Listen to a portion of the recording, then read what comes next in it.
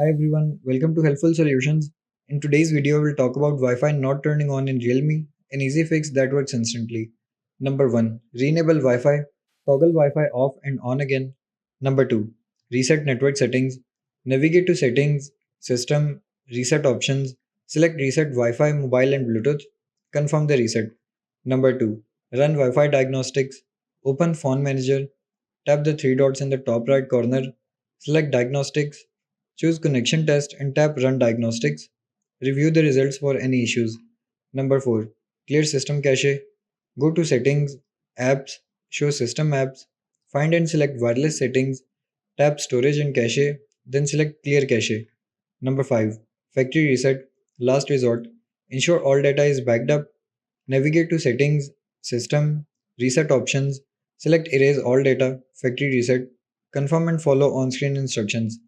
Thanks for watching.